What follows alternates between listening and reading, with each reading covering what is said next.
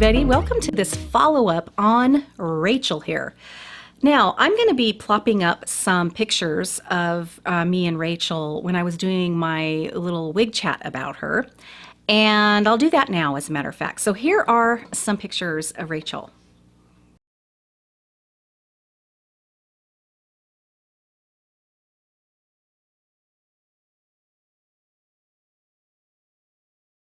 All right. As you can see, I have modified Rachel. I actually have cut quite a bit off of her, not only the length, but I did go in and lightly kind of layer her throughout. I didn't go crazy with the layers, but I did a little bit because I didn't want a straight, cut. I wanted to layer it a little bit more, and so I did.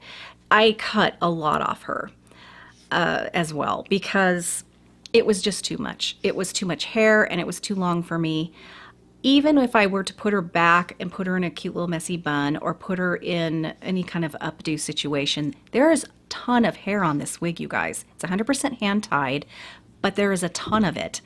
And what would happen is I felt like the weight would eventually kind of start bringing my wig back. I hated that feeling. It made me feel very insecure, and I just couldn't deal with it. So even with, this is what I ended up doing, because I use It Stays and all of that. So it would still, it would feel like it would still kind of start kind of dragging back a little bit.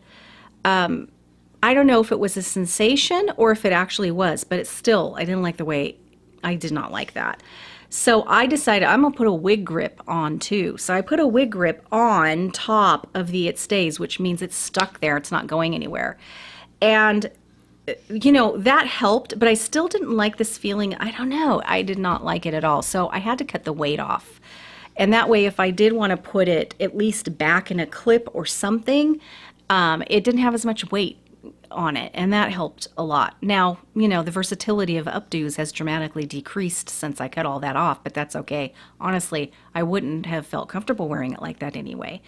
So there's that. And then I did finally, because I never got the nerve to wear Rachel out in public because I feel very consumed by her. A lot of hair here. I thought maybe putting some layers in would help to kind of, I don't know, make it look a little more attractive on me for one thing, and just kind of do a little something else with the shape than just what it was doing. And while it did do that, and it made some really cool kind of wave patterns, it still is a lot of hair. I finally, though, did take Rachel out in public when I went to lunch with my friend, and she really liked it as well. And she said, I really like that one. It's like, oh, thank you.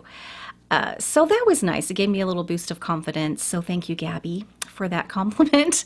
But the other thing about Rachel here that I cannot seem to get a handle on is the shine factor. Even with dry shampoo, I have not been able to dye it down to where I feel comfortable with it. When I did take her out to lunch that day, it was a real sunny, beautiful day, and it was so shiny. I really did feel a little bit self-conscious about that.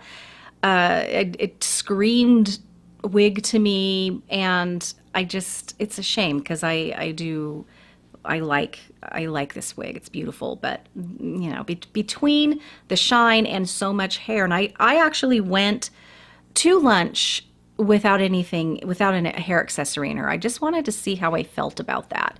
And yeah, so anyway, I'm still trying to get used to Rachel here, and I think I'm gonna experiment with different dry shampoos and see if I can deal with that shininess. I have not washed Rachel yet. I'm gonna postpone that as long as I can. So I don't know if I washed, yet, if it would dye that shine down a little bit by doing that. So I don't know. I know that, you can just rinse them or, let them sit in water for a little bit, and that could help maybe with some of the shine, but I've heard that anyway. I don't know if that's true, but I have heard that. So I don't know. I haven't done that yet. So this is how I wore Rachel in a video that I just did. I'm going to take this out so you can see what Rachel looks like without any kind of hair accessory in her. Beautiful, beautiful wig. Being hand tied, it really does come out of the cap really nicely and really pretty.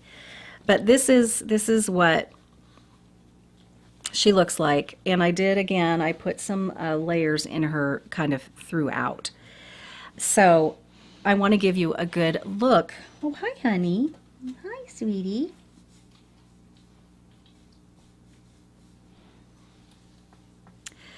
So I did I did put those layers in, you know, throughout, just a little bit everywhere. And taking some of that weight off these fibers did kind of put even more life into the wave pattern, which is kind of nice. I like the wave pattern more now than I did when it was all one length. And it's similar, obviously, but I don't know, it just did something to it. So let me do a quick little spin here so you can see what she looks like from all angles now that I've chopped her off and did put a little bit of layers into her. Don't know what this looks like back here. I probably should have combed through it a little bit after oh well, anyway. Okay, so this front, this is my right side. And my left side. Better watch out I don't step on Zoe down here. And I will try to do the back.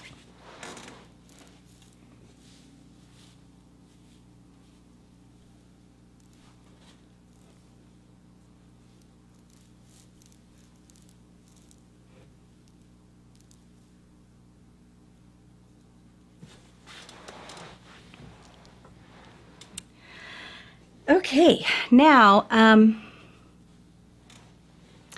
I did, if you recall, there was this little like short area, really weird, short area in this wig, but there was not any kind of defined side bang or anything like that.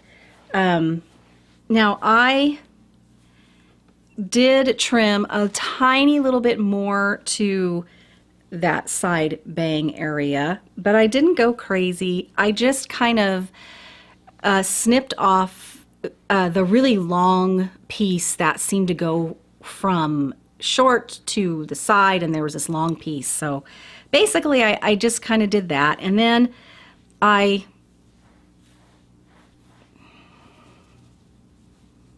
so it's kind of like right through here. So I just kind of took off the longer piece and you know, kind of made more of a definite little side bang here, even though it's very slight still. But to be honest, I tend to just kind of wear it up in a way because to me this lace front, this hairline is so pretty that it really just kind of, I don't know, makes it harder to imagine and believe that it could be a wig because of this gorgeous, you know, lace front here and having these kind of go up and over to me, you know. So this is what she looks like right now without anything in her. This hair color is to me gorgeous. I think if it wasn't this color, I probably wouldn't like it as much because this color is everything, I think. It's fantastic. Okay, so let me, oh dang it. I'm gonna kind of put, I've never worn, believe it or not, I have never worn a headband in this one. I know, what the heck? That's crazy, crazy talk right there. So let me kind of get, and this is how I put my headbands in. I get the hair that I don't want out back, and the hair that I do want in the front, and then I tuck it behind my ears on both sides. On both sides. Okay, and then I guess I'm going to wear I guess I'll put this color in. Do I have that on the right thing? And then I'm just going to kind of push it in there.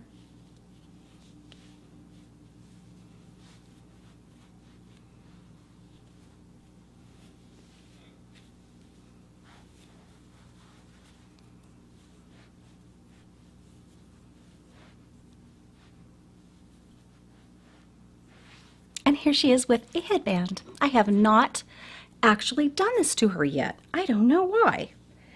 But, yeah, very cute. Very, very cute. Gets it out of the face. You could even kind of poof it up a little more in the front, pull a little bit more out if you kind of want more of that going on. When you get your headband in here, you could certainly do that as well. So really, really nice. I have not done that. So really, that is the thing. What do I love about Rachel? I love the color. I love the comfort. I love the lace front. I love the hand-tied cap. I love the look of the hair as it comes out of the hand-tied cap. Those are the things I love about it.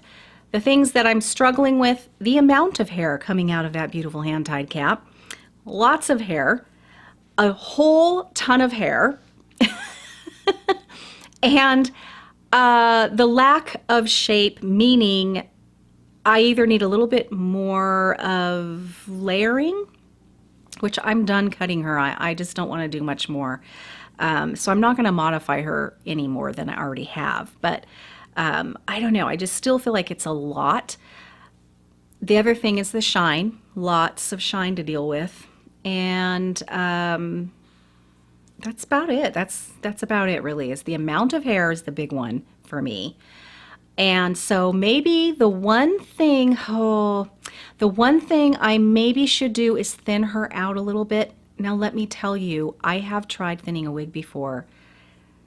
I've learned a lot from that episode of that whole thing. So I know I would go, I'm just so afraid. If this was not an expensive 100% hand-tied wig, I probably would be more apt to experiment with it. The fact that I cut it and layered it a little bit, I didn't think I'd even do that. But to think about thinning it, I don't know. I will have to have her for a while, I think, before I decide to do that.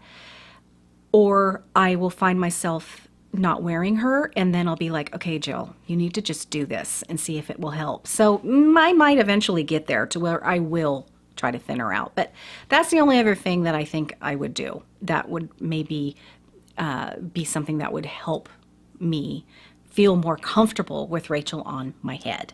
So yeah, but other than that, man, it is a gorgeous wig, you guys. There are many of you out there that would be 100% perfectly okay with the amount of hair on this wig. For me, I just feel like it is so much. Yeah, so that's really my follow-up here with Rachel, you guys. If you have any more questions for me, feel free to post them down there in the comment area. And if anything that I may have forgotten to touch on, I will answer your questions as best I can.